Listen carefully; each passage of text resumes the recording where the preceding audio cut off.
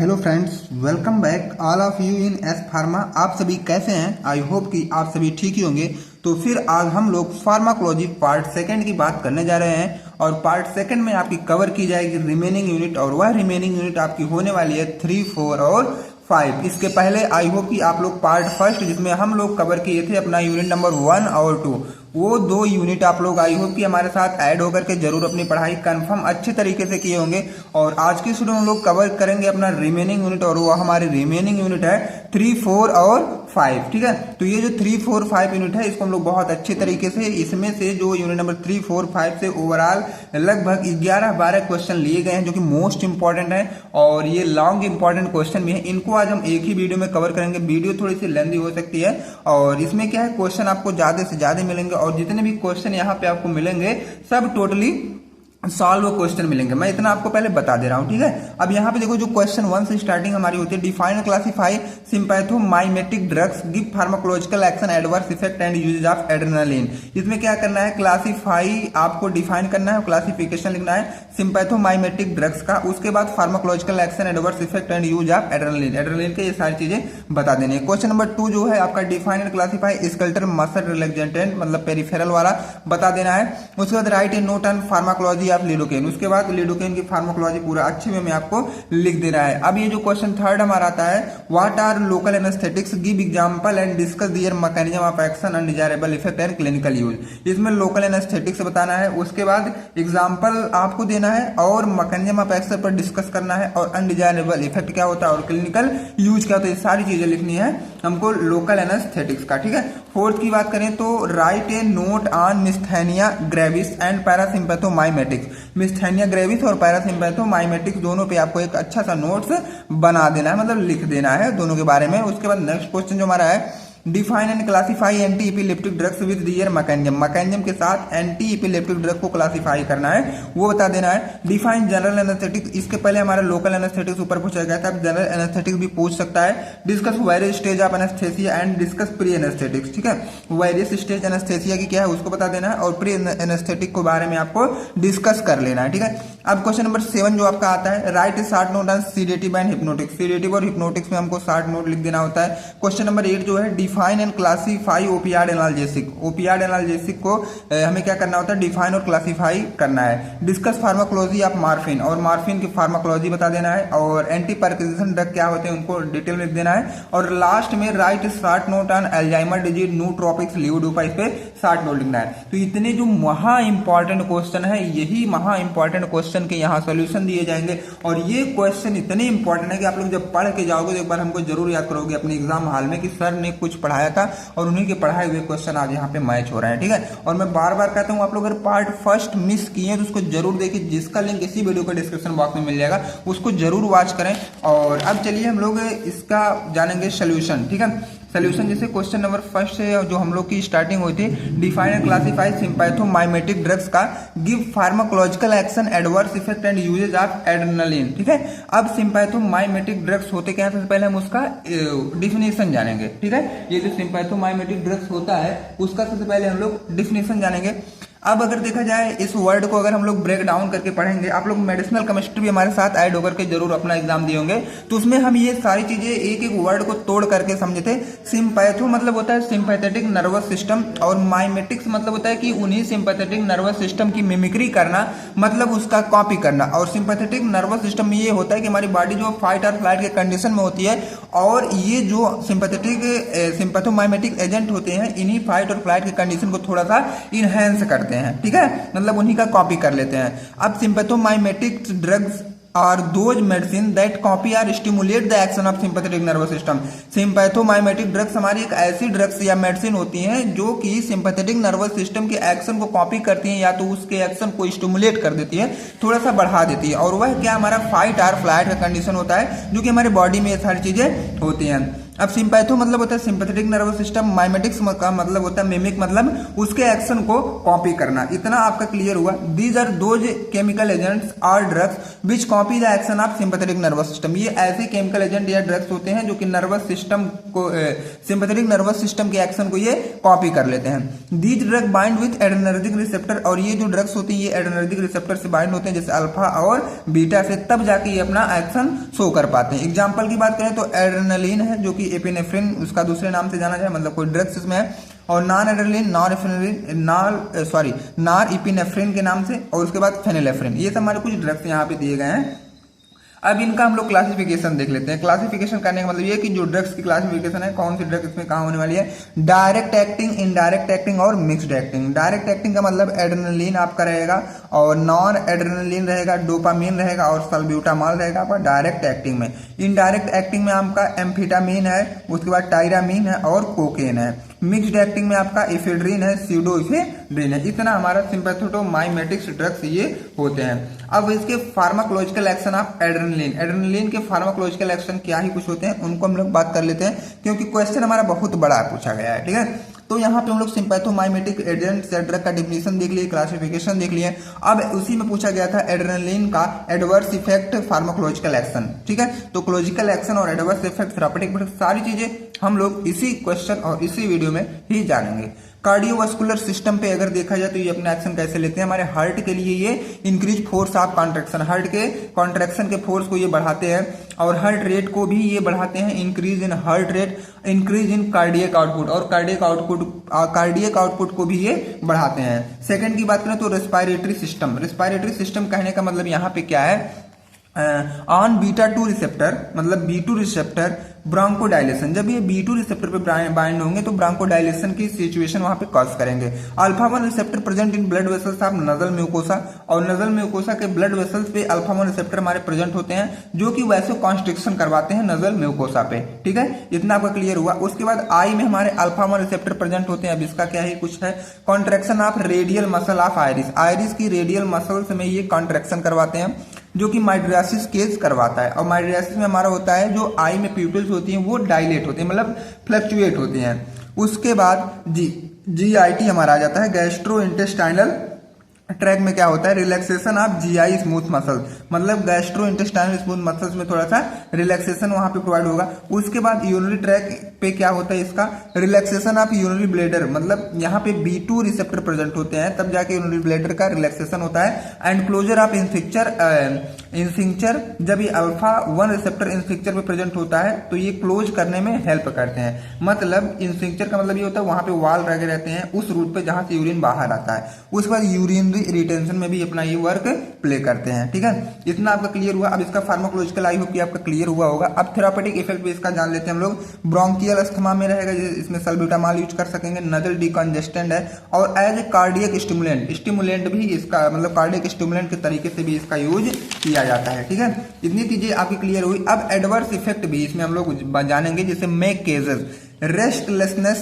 ठीक है, सबसे पहले तो थोड़ा सा आपको रेस्टलेसनेस बनाएगी, एंजाइटी आपको क्रिएट होगा, फील होगा, इंसोमिया का कंडीशन में दिखेगा, ब्लड प्रेशर इंक्रीज दिखेगा उस कंडीशन में, और डायबिटीज भी थोड़ा बहुत दिखाई देने लगेगी। ठीक है, इतना आपका एक क्वेश्चन जो बहुत अच्छे तरीके से क्लियर हुआ, थोड़ा लेंदी में भी क्लियर हुआ। अब हम लोग नेक्स्ट क्वेश्चन की बात करते हैं। जो हमारा नेक्स्ट क्वेश्चन आता है, define and classify skeletal muscle relaxant, मतलब पेरिफेरल वाला, आपके सिलेबस में अलग से मेंशन किया गया था पेरिफेरल वाला। Right a note on pharmacology of lidocaine, और लिडोकेन के फार्माकोलॉजी भी आपको बताना है। ठीक है, स्केलेटल मसल रिलैक्सेंट क्या होता है, they are also known as neuromuscular blocking agent, इसको हम दूसरे नाम से भी जानते हैं, न्यूरोमस्कुलर ब्लॉकिंग एजेंट के नाम से भी जानते हैं। न्यूरोमस्कुलर ब्लॉकिंग एजेंट, अब ये क्या होते हैं, these are those agent or drugs which are use to block the neuromuscular junction, ये ऐसे ड्रग्स या एजेंट्स होते हैं जिसका यूज हम लोग करते हैं न्यूरोमस्कुलर जंक्शन को ब्लॉक करने में। And inhibit the contraction of muscle, और ये क्या करते हैं, मसल के कॉन्ट्रैक्शन को भी इनहिबिट करते हैं। And cause relaxation of muscles, और कभी कभी मसल्स के के रिलैक्सेशन को भी ये क्रिएट करवाते हैं। They are also known as skeletal muscle relaxant, इसीलिए इसका जो नाम भी पड़ा स्केलेटल मसल रिलैक्सेंट, इसका इसीलिए नाम पड़ा। अब न्यूरोमस्कुलर जंक्शन क्या होता है, कई बार ये इस क्वेश्चन में यूज किया गया। तो न्यूरोमस्कुलर जंक्शन ये होता है जहां पे नर्व्स और मसल आपस में वो ऐड होती हैं, उनको हम लोग बोलते हैं न्यूरोमस्कुलर जंक्शन। ठीक है, बहुत क्लियर वे में बोला गया है। It is the junction between the neuron and muscles in which neurotransmitter release from neuron and bind with receptor present in muscles and cause contraction and movement. यहाँ पे हमारे एक तरफ न्यूरॉन है और एक तरफ हमारा मस्कुलर है, ठीक है, सॉरी मसल्स है। अब न्यूरॉन से जो हमारे न्यूरोट्रांसमीटर निकलेंगे, जैसे एसिटाइलकोलिन है, जब आके ये मसल्स पे लगे हुए रिसेप्टर से बाइंड करेंगे, इसी पूरे प्रोसेस या कंडीशन को हम लोग बोलते हैं न्यूरोमस्कुलर जंक्शन। ठीक है, इतना आपका क्लियर हुआ। जैसे यहाँ पे न्यूरॉन है, न्यूरॉन में हमारा एसिटाइलकोलिन मान लीजिए फिल है न्यूरोट्रांसमीटर के टाइप से, उसके बाद ये वेसाइकल से रिलीज होंगे और आके मसल्स पे जो भी रिसेप्टर हैं उस पे ये बाइंड होकर अपना एक्शन हमारे बॉडी में क्रिएट करवाएंगे। अब इसका यूज हम लोग देख लेते हैं। जैसे मसल रिलैक्सेंट का यूज हम लोग कब करते हैं और किस कंडीशन में करते हैं, जिसका यहाँ पे यूज भी लिखा गया है। Generally used by doctor for relaxation of muscles during operation. Generally use किया गया इसको डॉक्टर के द्वारा, कब किया गया, relaxation of muscles during operation, operation के समय मसल्स को रिलैक्स करने के लिए। ठीक है, use to improve symptom such as muscle spasm, pain. ठीक है, और ज्यादातर जो इनमें देखा गया, मतलब कुछ सिम्पटम देखे गए उनको मतलब ट्रीट करने के लिए भी, जैसे मसल्स में स्पाज्म होने लगा, पेन वगैरह वगैरह होने लगा, इसको ट्रीट करने में भी या इंप्रूव करने में भी ये दिया जाता है। उसके बाद use as alternate of anaesthetics, anaesthetic का ये अल्टरनेट भी होता है। ठीक है, इतना आपका क्लियर हुआ। अब इसका क्लासिफिकेशन हम लोग देख लेते हैं, क्योंकि यहाँ पे जो भी क्वेश्चन है लॉन्ग वाले हैं, तो बहुत अच्छे तरीके से, बहुत पेशेंस बना के जो भी क्वेश्चन हम लोग अटेम्प्ट कर रहे हैं ना, अच्छे तरीके से करिए यार, क्योंकि अगर क्वेश्चन कुछ भी आ जाए ना, तो अच्छे तरीके से आप लोग उसको अटेम्प्ट करके, क्योंकि हम कुछ पढ़ा रहे हैं, आप कुछ पढ़ रहे हैं, ये अपने माइंड में हमेशा क्रिएट करके जाइए। ठीक है, अब यहाँ पे क्लासिफिकेशन की बात करें तो स्केलेटल मसल रिलैक्सेंट। ठीक है, अब ये पेरिफेरल वाला हमको देखना था, इसलिए पेरिफेरल लिखा गया। उसके बाद नॉन डीपोलराइजिंग ब्लॉकर एक तरफ, डीपोलराइजिंग ब्लॉकर एक तरफ। नॉन डीपोलराइजिंग ब्लॉकर हमारी ज्यादा ड्रग्स आते हैं, जैसे लॉन्ग एक्टिंग में रहेगा, इंटरमीडिएट एक्टिंग में रहेगा और शॉर्ट एक्टिंग में रहेगा। लॉन्ग एक्टिंग में हमारा अल्फा ट्यूबोक्यूरेनिन रहेगा। ठीक है, और उसके बाद डॉक्साक्यूरियम रहेगा, उसके बाद गैलामिन ट्राईइथियोडाइड रहेगा। इंटरमीडिएट एक्टिंग में हमारा उसके बाद एट्राक्यूरियम रहेगा, उसके बाद विकोरोनियम रहेगा। शॉर्ट एक्टिंग में हमारा मीवाक्यूरियम रहेगा। ठीक है, ये हमारे कुछ हो गए नॉन डीपोलराइजिंग ब्लॉकर्स में। अब डीपोलराइजिंग ब्लॉकर हमारा सक्सिनिलकोलिन होता है। ठीक है, डीपोलराइजिंग ब्लॉकर कभी कभी 2 मार्क्स में पूछता है कि डीपोलराइजिंग ब्लॉकर के एक एजेंट के नाम लिखिए, नॉन डीपोलराइजिंग ब्लॉकर के एक एजेंट के नाम लिखिए, तो यहीं से आप अपना डाउट क्लियर कर लीजिए, 2 मार्क्स वाला भी। और अब हम लोग बात करते हैं लिडोकेन के फार्माकोलॉजी का। जैसे लिडोकेन का फार्माकोलॉजी भी इसी क्वेश्चन में पूछा गया था, मैकेनिज्म ऑफ एक्शन वगैरह पूछा गया था ना। तो lidocaine is drug used as, सभी को पता है कि लिडोकेन हमारी एक ऐसी ड्रग्स होती है जिसका यूज हम लोग एज एनेस्थेटिक्स करते हैं। ठीक है, तो lidocaine is drugs use as local anaesthetics to thumb pain. Local anaesthetics के लिए किया जाए, जैसे थंब वगैरह में पेन हो तब हम इसका यूज करते हैं। और कभी कभी ये एंटी एरिथमिक भी यूज किया जाए to treat certain heart rhythm problem. कभी कभी हमारी जो हार्ट में रिदम चलती है उसमें जब कोई प्रॉब्लम हो जाती है, तो कभी कभी हम लोग लिडोकेन वहां भी अप्लाई करते हैं। ठीक है, यहां तक आपका डाउट क्लियर। अब मैकेनिज्म ऑफ एक्शन की बात हम लोग करते हैं। ठीक है, मैकेनिज्म ऑफ एक्शन ये मेन और इंपॉर्टेंट है। जैसे लिडोकेन का फार्माकोलॉजी मतलब मैकेनिज्म ऑफ एक्शन है, lidocaine block sodium channel in nerve membranes. Lidocaine क्या करते हैं, ये नर्व मेम्ब्रेन में सोडियम चैनल को ब्लॉक कर देते हैं। This prevent nerve impulse conduction. तब क्या होता है, नर्व इंपल्स कंडक्शन जो है वो रुक जाता है। So pain signals can not travel to the brain. तो जो दर्द का सिग्नल्स होता है वो हमारे ब्रेन तक नहीं जा पाता है।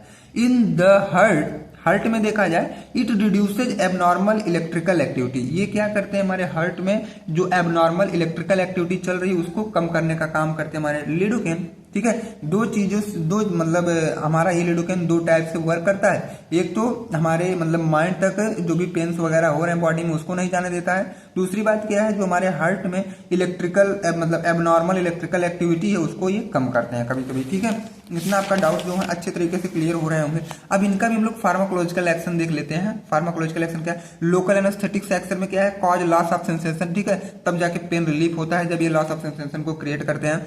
और कार्डियक एक्शन में क्या है, कंट्रोल वेंट्रिकुलर एरिथमिया मतलब इरेगुलर हार्ट बीट को ये कंट्रोल करते हैं। Rapid onset and moderate duration of action, कभी कभी तेजी से या कभी कभी स्लो एक्शन वहां पे दिखाई देने लगता है। ठीक है, और ये हमारा क्वेश्चन नंबर 2 भी यहीं पे एंड होता है। अगर आप सब वीडियो पर पहली बार हैं तो वीडियो को लाइक और चैनल को सब्सक्राइब भी कर दें और एक अपने प्यारे हाथों से एक प्यारा सा कमेंट भी कर दें, ताकि हमें लगे कि बच्चे कुछ ऐड हैं हमारे साथ भी। और क्वेश्चन नंबर 3 की बात करें, क्वेश्चन नंबर 3 जो हमारा आता है, what are local anaesthetics, give example and discuss their mechanism of action, undesirable effect and clinical use. यहाँ पे हमको लोकल एनेस्थेटिक्स के बारे में पूरा मतलब सारी चीजें जो भी नॉलेज है उसको लेना है। Give example and discuss their mechanism of action, और उनका example, mechanism of action, undesirable effect, clinical use, सारी चीजें इसमें देखनी है। ठीक है, तो सबसे पहले हम बात करेंगे एनेस्थेसिया का। एनेस्थेसिया ये temporary loss of sensation feeling in the body. Anaesthesia हम लोग तब देते हैं जब हमारे बॉडी में टेम्पोररी में मतलब कुछ समय के लिए सेंसेशन का लॉस करना होता है, तब हम लोग एनेस्थेसिया देते हैं। It is produce by drug called anaesthetic agent, और ये जो हमको एक्शन प्रोड्यूस करवाना होता है ये एक ड्रग के हेल्प से किया जाता है, जिसको हम लोग एनेस्थेटिक ड्रग्स या एनेस्थेटिक एजेंट्स बोलते हैं। उसके बाद हमारा नेक्स्ट जो पॉइंट आता है, it help to prevent pain during surgery and medical procedure. Medical procedure या सर्जरी के टाइम जो भी हमको पेन हो रहा है उस पेन से बचने के लिए या तो उसको प्रिवेंट करने के लिए हम लोग भी एनेस्थेसिया देते हैं। It may cause loss of consciousness और some time the patient remain awake. ये कभी कभी क्या होता है कि पेशेंट को इसको देने के बाद वो जो पेशेंट होता है वो बेहोश हो जाता है या तो अचेत हो जाता है, उसको कुछ पता नहीं हो रहा है। ठीक है, अब उसके बाद नेक्स्ट पॉइंट है, द इफेक्ट इज रिवर्सिबल। ये इफेक्ट जो है रिवर्सिबल होता है, कुछ समय तक ही रहेगा, उसके बाद ये नॉर्मली में आ जाएगा। Normal sensation come back after some time. जो भी नॉर्मल चीजें हैं वो कुछ समय के बाद अपने वो पुराने तरीके में, पुराने कंडीशन में ये चली जाएंगे, मतलब रिटर्न हो जाएंगे। ऐसा नहीं है कि एक बार हो गया तो होता ही रहेगा, ऐसा इसमें कुछ नहीं है। ठीक है, अब इसके बाद लोकल एनेस्थेसिया की बात करते हैं हम लोग। अब तक तो एनेस्थेसिया देखे कि एनेस्थेसिया क्या होती है, लेकिन आपके जो क्वेश्चन में पूछा गया है एनेस्थेसिया पूछा गया है। अगर ये 10 नंबर में पूछेंगे तो जिस तरह मैं आपको पढ़ा रहा हूँ एनेस्थेसिया क्या होता है, तब लोकल एनेस्थेसिया क्या होता है, तब इसी अकॉर्डिंग आप लोग अपने क्वेश्चन को भी एग्जाम में वहां अटेम्प्ट करिएगा। तो लोकल एनेस्थेसिया सबसे पहले हम बात करें, लोकल एनेस्थेसिया ये temporary loss of sensation in a specific part of the body. देखा जाए तो लोकल एनेस्थेसिया हमारी बॉडी में जो है टेम्पोररी लॉस ऑफ, मतलब जो सेंसेशन का जो ब्लॉक करती है उसको कुछ समय के लिए ही करती है, और एक स्पेसिफिक हमारे जो बॉडी में कोई स्पेसिफिक पार्ट पर ही। ओवरऑल देखा जाए, जैसे ये मान लो हमारी कोई बॉडी है, ठीक है, और इसका ऑपरेशन करवाना है किसी एक स्पेसिफिक पार्ट का, तो ये जो लोकल एनेस्थेटिक्स है ये किसी स्पेसिफिक पार्ट पर दिया जाएगा और बस उसी स्पेसिफिक पार्ट में ही जो है पेन का सेंसेशन होगा। ठीक है, मतलब पेन का सेंसेशन रुकेगा। ठीक, ये जानिए। The patient remain fully conscious, और पेशेंट जो अपने आप को पूरा तरीके से कॉन्शियस फील करता है। ठीक है, इतना आपका क्लियर हुआ। अब इसके बाद हम लोग जानेंगे नेक्स्ट वाली पॉइंट, जो हमारा नेक्स्ट पॉइंट है, it is produce by drug called local anaesthetic drug like lidocaine. और ये जो हमको इफेक्ट मिलता है ये किसी ड्रग्स के द्वारा मिलता है, उस ड्रग का नाम होता है लोकल एनेस्थेटिक ड्रग्स, जैसे कि हमारा लिडोकेन आता है। ठीक है, it work by blocking nerve impulse. ये अपना जो वर्क करते हैं ये नर्व इम्पल्स को ब्लॉक करके अपना एक्शन लेते हैं। So pain signal can not reach the brain, इसलिए जो पेन का सिग्नल है ये ब्रेन तक नहीं पहुंच पाता है। अब ये देखिए मैकेनिज्म ऑफ एक्शन अभी आपका अच्छे तरीके से क्लियर हो जाएगा। इसका जो मैकेनिज्म ऑफ एक्शन है नीचे से देखिएगा। ठीक है, ये हमारी मसल्स है। अब मसल्स में कोई शार्प चीज, जैसे पिन हम चिबो रहे हैं, ठीक है, ये मसल्स है, इसमें एक पिन डाल दिया गया, पिन चिबो दिया गया। अब तुरंत ये जो मैसेज है वो हमारे न्यूरॉन्स लेके जाएंगे हमारे ब्रेन तक। ठीक है, न्यूरॉन्स लेके जाएंगे ब्रेन तक। अब ये न्यूरॉन्स क्या करेंगे, लेके गए ब्रेन तक, ये न्यूरॉन हमारा यहाँ से ट्रांसफर हो गया ब्रेन, ये न्यूरॉन्स, और न्यूरॉन जो है सेंसरी नर्व्स के हेल्प से ये लेके जाएंगे हमारे ब्रेन तक। ब्रेन में हमारा सीएनएस वाला पार्ट हमारा ब्रेन होता है, और यहीं से हमको एनालाइज होता है कि अब पेन हो रहा है। ठीक है, अब इन्हीं एक्शन को जब ब्लॉक हम लोग कर देंगे तो हमको कैसे पता चलेगा, और लोकल एनेस्थेटिक्स यही काम करता है कि ये जो सेंसरी लगा है ना इसी को ब्लॉक कर देता है ताकि ये एक्शन यहाँ तक ना जा पाए। ठीक है, अभी आप सभी का क्लियर होगा कि कैसे ये सारी चीजें हो रही है, इसका मैकेनिज्म ऑफ एक्शन कैसा है। नॉर्मल रेस्टिंग कंडीशन, मतलब नॉर्मल कंडीशन मतलब रेस्टिंग कंडीशन, जो कि बहुत नॉर्मली तरीका क्या है, व्हेन नो इंपल्स जनरेट, जब कोई भी इंपल्स जनरेट नहीं किया जा रहा है। ठीक है, मतलब बिल्कुल नॉर्मल तरीके से, तो वहां पे कोई भी सेंसेशन आपको नहीं दिखाई देगा, बिल्कुल नॉर्मल कंडीशन दिखेगी। और ये यहाँ पे जो आपको सेल मेम्ब्रेन दिख रहा है, एक एक्स्ट्रा सेलुलर फ्लूइड आपको है, एक इंट्रा सेलुलर फ्लूइड है। इंट्रा का मतलब होता है अंदर का पार्ट, एक्स्ट्रा का मतलब होता है बाहर वाला पार्ट। अब यहाँ पे आपका एक हार्ट गेट भी लगा होता है, और एक यम गेट लगा होता है। अब ये जो सोडियम चैनल ऊपर दिख रहे हैं, ये सोडियम आयन जो ऊपर दिख रहे हैं, तो अभी जो यम गेट है ये तो क्लोज है। जब यम गेट क्लोज रहेगा तो सोडियम आयन जो है ये अंदर नहीं एंट्री कर पाएंगे, आईसीएफ के अंदर एंट्री नहीं कर पाएंगे। इसलिए ये नॉर्मल कंडीशन को बोला गया है कि कोई भी इंपल्स यहाँ पे जनरेट नहीं हो पा रहा है, क्योंकि यम गेट जो है ये सोडियम आयन को ये पास नहीं होने दे रहे हैं। ठीक है, इतना आपका क्लियर हुआ। अब एक्टिवेट के कंडीशन में क्या होगा, जब यही चीज एक्टिवेट होगी तब की कंडीशन में आपको क्या दिखाई देगा, कोई भी सिग्नल जब जनरेट होगा, ठीक है, उसके बाद एम गेट तुरंत ओपन हो जाएगा। जो आप लोगों ने ऊपर देखा, एम गेट तुरंत ओपन हो जाएगा। अब जाहिर सी बात है कि जब एम गेट ओपन हो जाएगा तो सोडियम चैनल भी ओपन होगा, और जब सोडियम चैनल ओपन होगा तो सोडियम आयन का इन्फ्लक्स भी होगा। मतलब एम गेट खुला, उसके बाद सोडियम चैनल वाला भी गेट खुला, और जब सोडियम चैनल का गेट का ओपनिंग हो गया तो जाहिर सी बात है सोडियम आयन जो है वो अंदर आना स्टार्ट करेंगे। जब सोडियम आयन अंदर आएंगे तो डीपोलराइजेशन की कंडीशन दिखेगी, और जब डीपोलराइजेशन की कंडीशन दिखेगी तब हमें रिस्पांस देखने को मिलेगा। ठीक है, ये एक्टिवेटेड फॉर्म था। ठीक है, अब उसके बाद हम लोग नेक्स्ट जानते हैं। नेक्स्ट हमारा है ईसीएफ और आईसीएफ भी, इसका देख लीजिए। ऐसे यहाँ पे ईसीएफ और आईसीएफ में क्या हुआ, वही जो मैं इसके पहले पढ़ाया। एक्टिवेटेड का फॉर्म ये है कि यहाँ पे एम गेट भी हमारा ओपन है, एच गेट भी ओपन है, और सोडियम आयन चैनल भी ओपन है। इसलिए हमारा सोडियम आयन जो है ये आसानी तरीके से आईसीएफ में एंट्री कर गया। ठीक है, इतनी बातें आपकी क्लियर हुई। अब उसके बाद थर्ड की बात करें, इनएक्टिवेटेड वाला। ठीक है, इनएक्टिवेटेड का मतलब ब्लॉक्ड स्टेट। ये अब इनएक्टिवेट के कंडीशन में हम लोग जानेंगे। मतलब ब्लॉक्ड स्टेट मतलब ये देखा जाए, now local anaesthetic drug introduce in the body. अब इसमें हम लोग क्या करेंगे, ये जो एलए ड्रग है, लोकल एनेस्थेटिक ड्रग है, इनको हम लोग क्या करेंगे, बॉडी में एडमिनिस्टर्ड कराएंगे, इंट्रोड्यूस करवाएंगे। Which can easily cross membrane, जो कि मेम्ब्रेन को आसानी तरीके से क्रॉस कर देंगी। Now in intracellular it dissociate ionised form. Intracellular में ये क्या करेंगी, आयोनाइज्ड फॉर्म में डिसोसिएट हो जाएंगी। जैसे BH मान लो है कोई ड्रग का नाम, तो B- और H+ में ये डिसोसिएट होंगी। अब now B- bind with LA receptor. ये जो है B- वाली जो ड्रग्स हैं ये लोकल एनेस्थेटिक के रिसेप्टर से बाइंड हो जाएंगी, which close the sodium channel with help of halt gate. तब उसके बाद क्या होगा, वहां पे सोडियम चैनल बंद हो जाएगा हाल्ट गेट की हेल्प से। ठीक है, अब डीपोलराइजेशन वहीं पर रुक जाएगा। उसके बाद सेंसेशन का जो भी है वो लॉस हो जाएंगे, वहां पे कोई भी सेंसेशन नहीं होगा आगे तक। ठीक है, अब यहाँ पे आप लोग देख रहे हैं ना, ये हमारा सेल मेम्ब्रेन है। BH वाली जो कैटेगरी है ये क्या करती है, इनको जो H गेट हुआ यहीं पे जब ये बंद हो जाएंगे तो सोडियम आयन चैनल आ नहीं पाएंगे, तो सारी प्रोसेस यहीं पे ब्लॉक्ड हो जाएगी। इतना आप जानिए। एग्जाम्पल की बात करें, कौन कौन से ड्रग इसमें हम लोग एग्जाम्पल में ले सकते हैं, जैसे कोकेन है, प्रोकेन है और बेंजोकेन है। ये सब ड्रग हम यहाँ पे यूज कर सकते हैं। अब इसमें हम लोग यूजेज की बात कर लेते हैं। यूजेज, इसका यूज कहाँ कहाँ पे होता है, लॉस ऑफ सेंसेशन मतलब पेन को कम करने में, नर्व को ब्लॉक करने में, और यूज्ड एज ऑइंटमेंट। ऑइंटमेंट में हम इसका यूज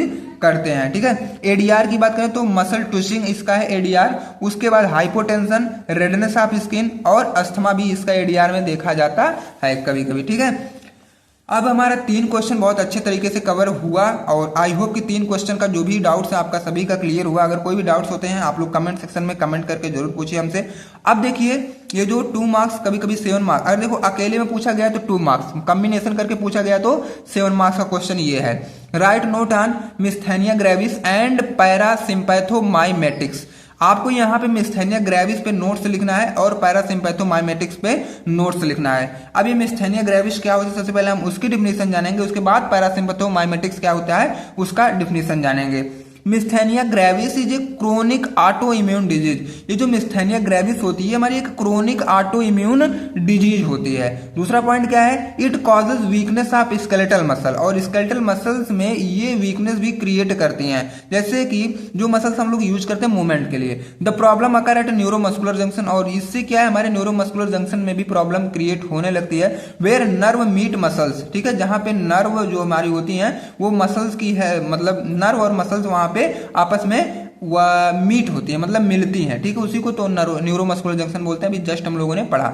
अब सिम्पटम की बात कर लेते हैं। यहाँ पे सिम्पटम क्या है, weakness in the arms and leg muscles और आर्म्स में कभी कभी देखा जाए तो कमजोरी भी आने लगती है। डबल विजन मतलब दो कोई भी चीज दो चीज मतलब कोई भी एक चीज है तो वो डबल डबल दिखाई देने लगेगी। Difficulties with speech and chewing, कोई भी चीज चबाने में और कोई भी वर्ड्स बोलने में भी डिफिकल्टीज आ जाएंगी। फैटिक, शॉर्टनेस ऑफ ब्रीथ, ये तो कॉमन चीज है, ठीक है, ये भी आ सकते हैं। अब पैरासिम्पैथोमाइमेटिक्स की हम लोग बात करें। पैरासिम्पैथो का मतलब ये जाने कि पैरासिम्पैथेटिक नर्वस सिस्टम और माइमेटिक्स का मतलब हुआ उसका कॉपी करना। तो पैरासिम्पैथेटिक नर्वस सिस्टम का जो भी एक्शन है उसको कॉपी करना, ठीक है, उन्हीं को हम लोग बोलते हैं पैरासिम्पैथोमाइमेटिक्स। अब parasympathomimetics are drug that mimic the action of parasympathetic nervous system. Clear यहाँ पे लिखा गया है, mimic the action of parasympathetic nervous system, उन्हीं को हम लोग बोलते हैं पैरासिम्पैथोमाइमेटिक एजेंट। ऐसे एजेंट जो पैरासिम्पैथेटिक नर्वस सिस्टम की कॉपी करते हैं उनको हम लोग बोलते हैं parasympathomimetics agent. They are also called cholinergic drug, जिसको हम लोग कोलिनर्जिक ड्रग्स के नाम से भी जानते हैं। दीज ड्रग एक्ट लाइक एस्टलकोलिन और increase it effect in the body. ये जैसे कोलिनर्जिक ड्रग्स हमारे जैसे एस्टलकोलिन को मान लीजिए, तो ये क्या करते हैं, हमारे बॉडी में इफेक्ट को थोड़ा सा बढ़ा देते हैं, ठीक है। सिम्पटम की बात करें तो स्लो हार्ट रेट, हार्ट का रेट जो है स्लो कर देंगे। इन सलाइवा का थोड़ा मतलब इंक्रीज सलाइवा, जो सलाइवा का सेक्रेशन वो भी बढ़ा देते हैं। स्वीटिंग इंक्रीज, जो भी स्वीटिंग हो रही है उसको भी बढ़ा देंगे।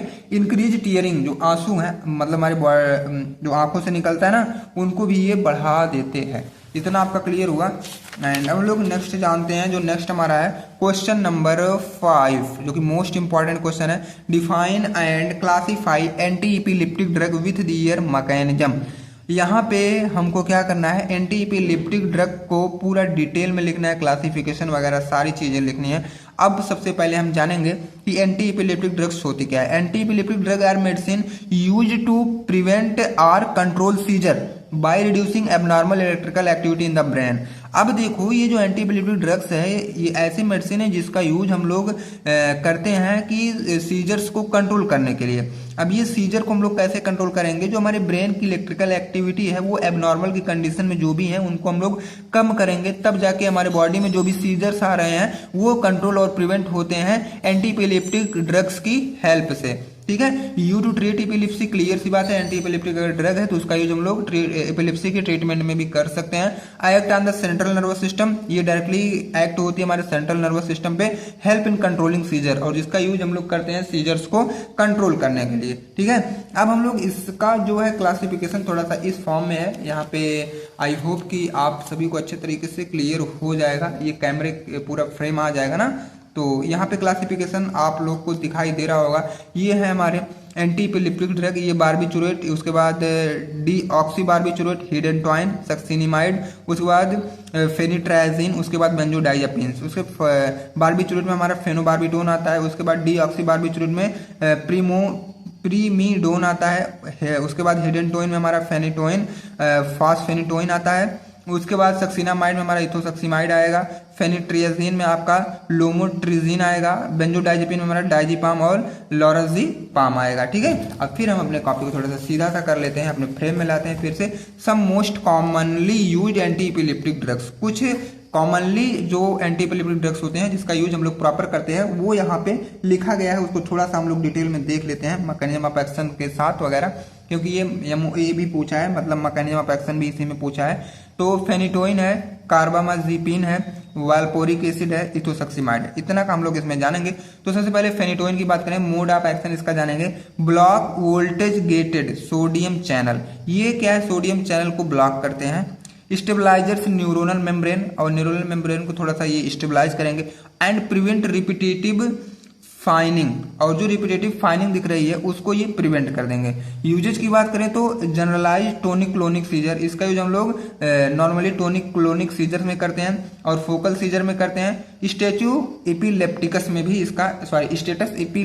में भी इसका यूज किया जाता है।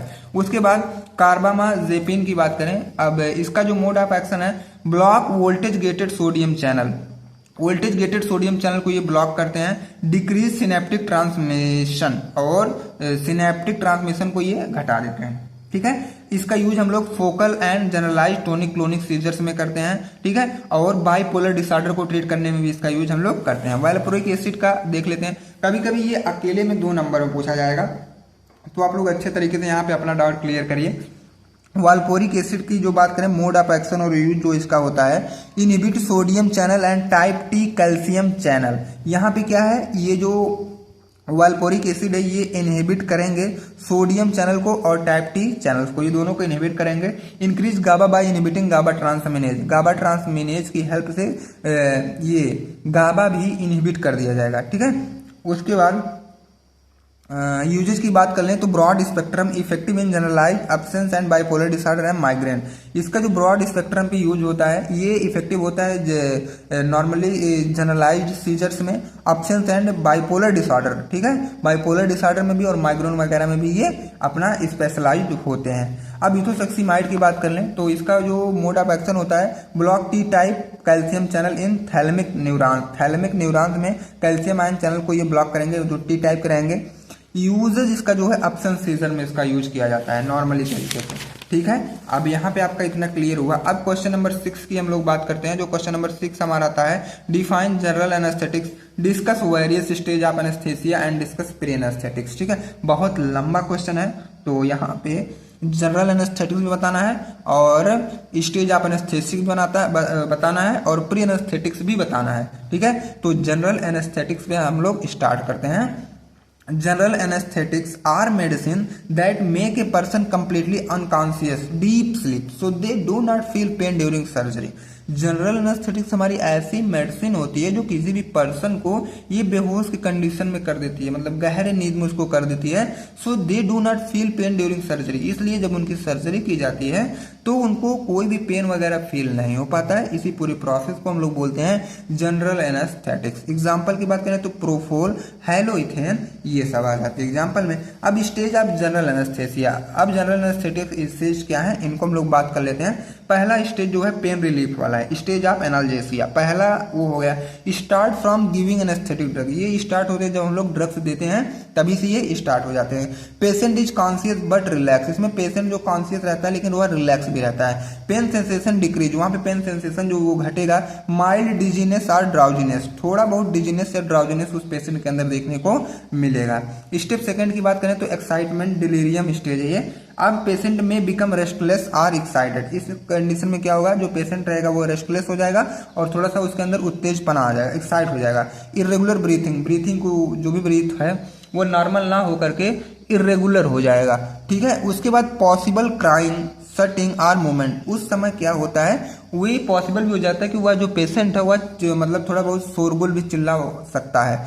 This stage usually short and quickly past, ये स्टेज बहुत देखा जाए तो कम समय के लिए और बहुत तेजी से वो पास कर दिया जाता है स्टेज थर्ड के पास, ठीक है। जो कि इंपॉर्टेंट स्टेज होता है सर्जिकल एनेस्थेसिया, ये इंपॉर्टेंट स्टेज होता है जिसमें सर्जरी डन करवाई जाती है। पेशेंट बिकम फुली अनकॉन्शियस, इसमें पेशेंट जो पूरी तरीके से बेहोश कंडीशन में रहेगा। नो पेन सेंसेशन, कोई भी सेंसेशन नहीं जाएगा पेन का। रेगुलर ब्रीथिंग, नॉर्मल तरीके से ब्रीथिंग चलेगी। मसल जो है रिलैक्स रहेगी।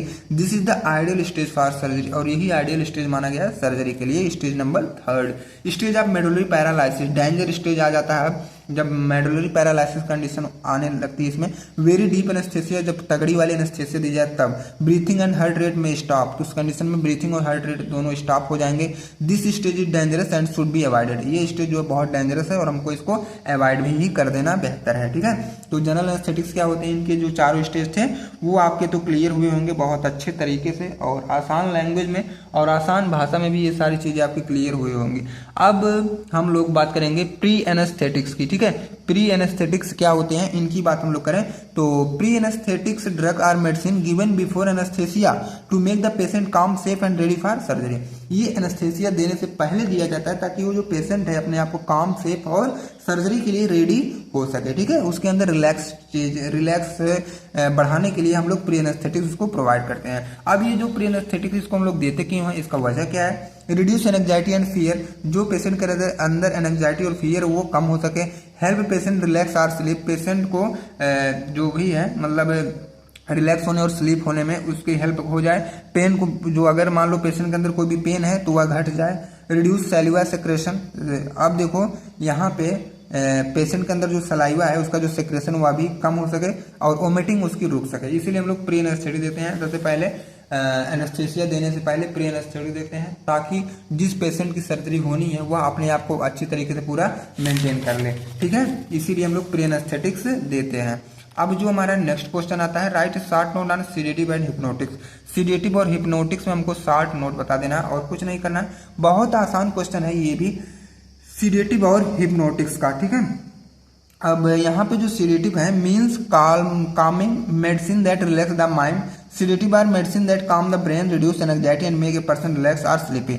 ये जो सीडेटिव होते हैं हमारे ऐसे मेडिसिन होते हैं जो हमारे माइंड को बहुत ही काम फील करवाते हैं, मतलब चिल्ड फील करवाते हैं। सीडेटिव आर मेडिसिन ये ऐसे मेडिसिन होते हैं जो कि हमारे ब्रेन को काम करेंगे, काम का मतलब ये है शांत करेंगे उसको, रिड्यूस एंजाइटी जो हमारे बॉडी में एंजाइटी उसको कम करेंगे, and make a person relax or sleepy, और जो भी पर्सन है उनको रिलैक्स और स्लीपी की कंडीशन में धीरे धीरे लाएंगे। रिड्यूस स्ट्रेस एंड टेंशन, जो भी उस पेशेंट को स्ट्रेस और टेंशन हो रही है उससे भी ये कम करेंगे। मेक यू फील काम, और उस पेशेंट को वो बहुत शांति प्रदान करेंगे, ऐसी ड्रग्स ये होती हैं। मे कॉज ड्रॉजीनेस और स्लीप, ये कभी कभी ड्रॉजीनेस मतलब आलसपन और स्लीप भी ला सकती हैं। एग्जाम्पल की बात करें तो डायजापाम और मिडाजोलाम, ये सब इनके एग्जाम्पल होते हैं। अब हिप्नोटिक क्या करता है, मीन्स स्लीप प्रोड्यूसिंग मेडिसिन, ये ऐसे मेडिसिन होते हैं जो किसी पेशेंट को स्लीप लाते हैं, जैसे कि डायजापाम वगैरह, उसे जोलपीडियम फेनोबार्बिटोल देने से नींद आती है ना। Hypnotics are medicine that induce sleep make a person fall asleep. कहने का सेंस ये हिप्नोटिक ऐसी मेडिसिन है जो किसी भी पर्सन को नींद लाने में हेल्प करती है, और इंसोमिया के ट्रीटमेंट में भी ये हेल्प करती है, और ज़्यादातर इसको नाइट में दिया जाता है, ठीक है। एग्जाम्पल की बात करें तो डायजापाम, जोलपीडियम, फेनोबार्बिटॉल, इसका जो ये एग्जाम्पल होता है। और ये जो क्वेश्चन है सीडेटिव और हिप्नोटिक्स का, ये 2 मार्क्स में आते हैं, ठीक है, इसलिए मैं यहाँ पे इसको छोटा छोटा करके लिखा भी हूँ। अब नेक्स्ट क्वेश्चन की हम लोग बात करते हैं। और अगर आपको नोट्स चाहिए इन सबके विदाउट एनी चार्ज फ्री में, तो वीडियो के डिस्क्रिप्शन बॉक्स में आप लोग व्हाट्सएप ग्रुप और टेलीग्राम ग्रुप दोनों का लिंक पड़ा है, और दोनों को लिंक को क्लिक करके आप लोग एक क्लिक में आप लोग ज्वाइन कर सकते हैं, ठीक है, दोनों ग्रुप। और जब आप दोनों ग्रुप को ज्वाइन कर लेंगे तो वहाँ पे आप लोग विदाउट एनी चार्ज नोट्स वगैरह सारी चीज़ें आप प्रोवाइड कर सकते हैं, ठीक है। उसके बाद ओपियाइड एनाल्जेसिक की बात करें, define and classify opioid analgesic. Opioid analgesic को हमको डिफाइन और क्लासीफाई करना है। उसके बाद discuss pharmacology of morphine, morphine की फार्माकोलॉजी को हमको यहाँ पे डिस्कस कर लेना है, और इसमें कुछ नहीं करना है। They are strong pain killer drug that make you feel less pain and more relax. ये एक स्ट्रांग पेन किलर होती है जो हमारे बॉडी को पेन लेस बना देती है और पूरे बॉडी को रिलैक्स कर देती है। एग्जाम्पल की बात करें तो मॉर्फिन, कोडीन, ट्रामाडोल, ये सब इसके ओपियाइड एनाल्जेसिक के एग्जाम्पल हैं। अब यहाँ पे हम लोग जानेंगे, यहाँ पे क्लियर वे में फिर कुछ बातें लिखी गई हैं। Opioid analgesic are medicine use to relieve moderate to severe pain by acting the brain and spinal cord to reduce the feeling of pain. Overall देखा जाए तो ओपियाइड एनाल्जेसिक हमारी एक ऐसी मेडिसिन होती है जो ये किसी भी पेशेंट को स्पाइनल कॉर्ड पे अपना अफेक्ट करती हैं, और हमारे जो भी पेन्स हो रहा है उसको ये रिलैक्स करने में पूरी तरीके से हेल्प करती हैं। ओपियाइड रिसेप्टर क्या होते हैं? Opioid receptor R G protein coupled receptor, GPCR, जो कि हमने पहले पढ़ चुका है जीपीसीआर क्या होता है पार्ट फर्स्ट में ही। तो opioid receptor R G protein coupled receptor present in the central and peripheral nervous system, ठीक है। ये कहाँ प्रेजेंट होते हैं? सेंट्रल और पेरिफेरल दोनों नर्वस सिस्टम पे ये प्रेजेंट होते हैं। Main type of opioid receptor are mu receptor, kappa receptor and delta receptor. Main type जो ओपियाइड रिसेप्टर होते हैं ये 3 तरीके के होते हैं, म्यू, डेल्टा और कप्पा, ठीक है। इतना आपका डाउट्स जो है ये क्लियर होगा अच्छे तरीके से। अब इसी में हमको इसका क्लासिफिकेशन भी देख लेना होता है, ठीक है। क्लासिफिकेशन ओपियाइड एनाल्जेसिक्स का, ठीक है। नेचुरल ओपियम एल्कलॉइड्स हैं, सेमी सिंथेटिक ओपियाइड्स है, और सिंथेटिक ओपियाइड्स इधर हैं, ठीक है। ये सेमी है और ये सिंथेटिक है। मॉर्फिन, कोडीन, ये नेचुरल ओपियम एल्कलॉइड होते हैं हमारे। सेमी सिंथेटिक ओपियाइड और उसमें हमारे डाइएस्टिल मॉर्फिन होंगे और फोलो कोडीन होंगे, और सिंथेटिक में हमारे मेथाडोन होंगे, ट्रामाडोल होगा और फेंटानिल होगा।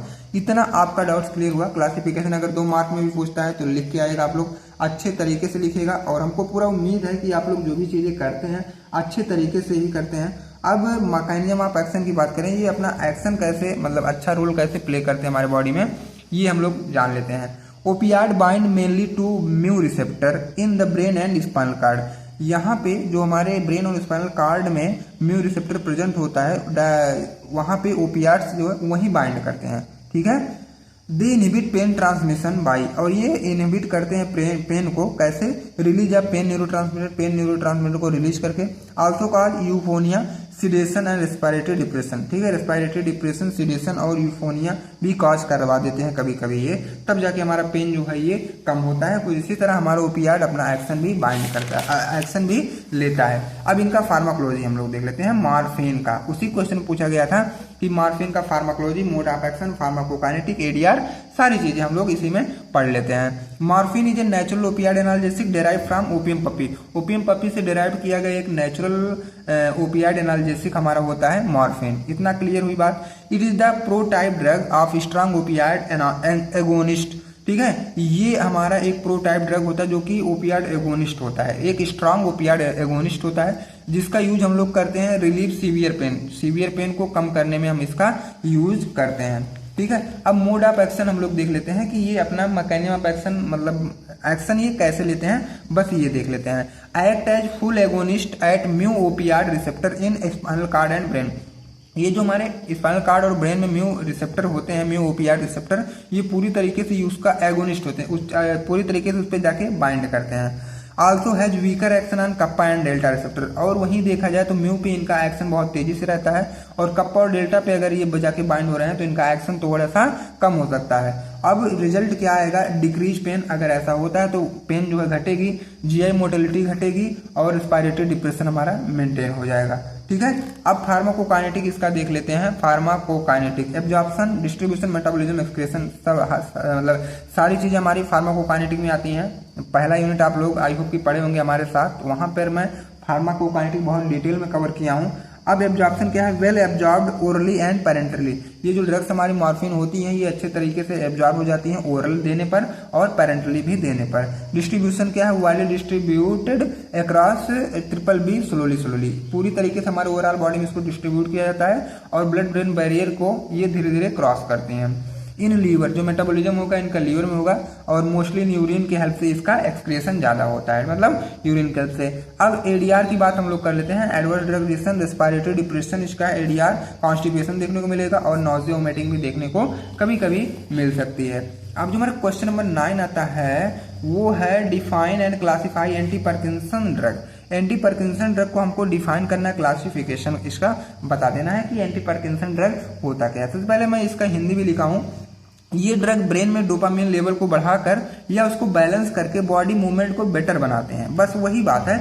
ये ड्रग क्या करते हैं, हमारे डोपामिन लेवल को बढ़ाते हैं या तो उसको बैलेंस कर देते हैं, तब जाके हमारी बॉडी का जो मूवमेंट है ये बेटर हो पाता है। उसी को हम लोग बोलते हैं anti Parkinson drug. Anti Parkinson drug are medicine use to treat symptom of Parkinson disease. Anti Parkinson drugs हमारा ऐसा ड्रग्स है जिसका यूज हम लोग पार्किंसन सिम्टम को ट्रीट करने के लिए देते हैं, और जब पार्किंसन सिम्टम ट्रीट हो जाता है तब बॉडी का जो मूवमेंट हुआ इंप्रूव हो जाता है, और जो ट्रेमर्स हैं वो कम हो पाते हैं, ठीक है।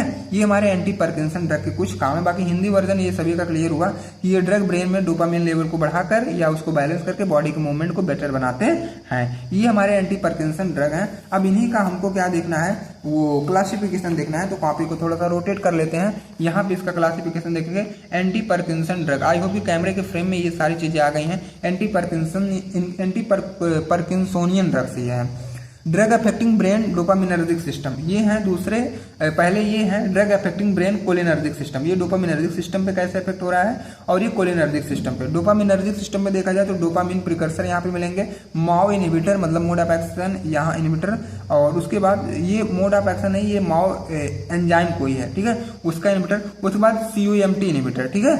अब देखो डोपामिन प्रिकर्सर में लियोडोपा यूज कर सकते हैं, माओ इनहिबिटर में हम लोग रसाग्लिन और सेलेगिलिन यूज कर सकते हैं। उसके बाद टैल्कोपोन, इसके CUMT इनहिबिटर में टैल्कोपोन ये यूज कर सकते हैं। Drug affecting brain cholinergic system पे क्या है, सेंट्रल एंटी कोलिनर्जिक और एंटी हिस्टामिन, जिसमें प्रोमेथाजीन होगा एंटी हिस्टामिन में, और सेंट्रल एंटी कोलिनर्जिक हमारा ट्राईहेक्सी फेनिलोलिल होगा, ठीक है। इतना आपका डाउट्स जो है ये अच्छी तरीके से क्लियर हुए होंगे। एंड अब हम लोग नेक्स्ट जान लेते हैं क्वेश्चन नंबर 10th वाला हमारा, right A short note on Alzheimer disease, nootropics, levodopa.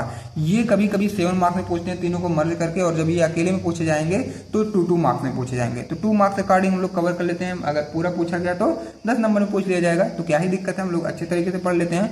Alzheimer disease क्या होता है, ठीक है। तो सबसे पहले हम लोग बात करें अल्जाइमर डिजीज का। Alzheimer disease is a brain disorder in which a person gradually loses memory, thinking ability and behaviour control over time. इसमें क्या होता है कि एक स्लोली प्रोग्रेसिव डिजीज होती है जिससे इंसान बातें भूलने लगता है, सोचने की एबिलिटी कम हो जाती है और डेली काम करना भी मुश्किल हो जाता है, ठीक है। Alzheimer disease the brain disorder, ये ब्रेन डिसऑर्डर है in which person gradually loses memory. इसमें पर्सन क्या करता है, अपने सोचने की क्षमता को धीरे धीरे कम कर देता है, थिंकिंग एबिलिटी उसकी कम हो जाती है, और दूसरे से कैसे व्यवहार करना है कुछ समय बाद वो भी उसका कम हो जाता है, मतलब पागलपन आ जाता है धीरे धीरे, ठीक है। ये एक स्लोली प्रोग्रेसिव डिजीज होती है जिसमें इंसान भूलने लगता है, सोचने की एबिलिटी कम हो जाती है और डेली काम करने भी मुश्किल हो जाते हैं। और ये एक न्यूरो डीजनरेटिव डिजीज होती है, ठीक है, न्यूरो डीजनरेटिव डिजीज होती है। और ज्यादातर ये ओल्ड एज में देखने को, मतलब बुढ़े लोगों में ज्यादातर देखने को मिलता है। Memory loss in the main symptom, और इसका जो मेन सिम्पटम दिखता है वो मेमोरी लॉस का। और अगर किसी की मेमोरी लॉस हुई तो आप लोग समझ जाइएगा कि इनको अब अल्जाइमर डिजीज हो गई है, ठीक है। अब नूट्रोपिक्स की हम लोग बात करते हैं। Nootropic are medicine that improve brain functions like memory, learning and concentration, ठीक है। नूट्रोपिक हमारे क्या करते हैं, वहीं जो अल्जाइमर डिजीज हमारे जो ब्रेन का थोड़ा सिचुएशन थी वो डैमेज हुई थी ना, अब नूट्रोपिक जब दे देंगे, नूट्रोपिक ऐसी मेडिसिन होती है जो उन्हीं ब्रेन की मेमोरी, लर्निंग, कंसंट्रेशन, ये सारी फंक्शंस को हमारे नूट्रोपिक एजेंट उसको मेंटेन करते हैं, ठीक है। एग्जाम्पल की बात करें तो use to improve memory function, इसका यूज हम लोग करते हैं मेमोरी के फंक्शन को इम्प्रूव करने के लिए, इंक्रीज कंसंट्रेशन और कंसंट्रेशन को बढ़ाने के लिए। एग्जांपल की बात करें तो पिरासिटाम होता है, और दूसरा एग्जांपल है रिवास्टिगमिन होता है, ठीक है। दो इसके example. Nootropic are also called cognitive enhancer, दूसरे नाम से कंजेनिटिव इनहेंसर के नाम से भी इसको जाना जाता है। लीवोडोपा क्या होते हैं, इसको भी हम लोग जान लेते हैं। Levodopa is a medicine use to treat Parkinson's disease by increasing dopamine in the brain. Levodopa हमारा एक ऐसे मेडिसिन है जिसका यूज हम लोग पार्किंसन डिजीज को ट्रीट करने के लिए देते हैं। और ये क्या करते हैं, ये हमारे ब्रेन में डोपामिन, जो ये डोपामिन के लेवल को थोड़ा सा बढ़ा देते हैं, तब जाके हमारा पार्किंसन डिजीज ट्रीट हो पाता है, और ये काम करवाते हैं हमारे levodopa. It is use treatment of Parkinson disease, इसका यूज हम लोग पार्किंसन डिजीज को ट्रीटमेंट में भी करते हैं। इसका जो साइड इफेक्ट है ये भी है नॉजिया और वोमिटिंग है, हाइपोटेंशन है, एबनॉर्मल मूवमेंट है, ठीक है। एबनॉर्मल मूवमेंट को मेडिकल लैंग्वेज में हम लोग जानते हैं डिस्काइनेशिया, ठीक है। हाइपोटेंशन भी हो सकता है, नॉजिया और वोमिटिंग भी देखने को मिलता है वहां पे, ठीक है। तो यहीं पे हमारे जो 10 क्वेश्चन थे ये क्लियर हुए, और आई होप कि आप सभी का बहुत अच्छे तरीके से जो भी डाउट्स थे ये क्लियर हुए होंगे। और जल्द हम आपसे मिलेंगे 2 मार्क्स के निचोड़ के साथ, तो 2 मार्क्स का निचोड़ ज्वाइन करना ना भूलेगा आप लोग। यहाँ पे 2 मार्क्स वाली वीडियो आप लोग को जल्द मिलेंगे। और वीडियो पर अगर पहली बार थे तो वीडियो को लाइक और चैनल को सब्सक्राइब भी करें, ताकि नेक्स्ट वीडियो का इन्फॉर्मेशन सबसे पहले आप तक पहुंचे। And thanks for watching this video. और पहला पार्ट आप लोग देखना ना भूलें, जिसका लिंक इसी वीडियो के डिस्क्रिप्शन बॉक्स में ही दिया गया है। And best of luck and thanks for watching this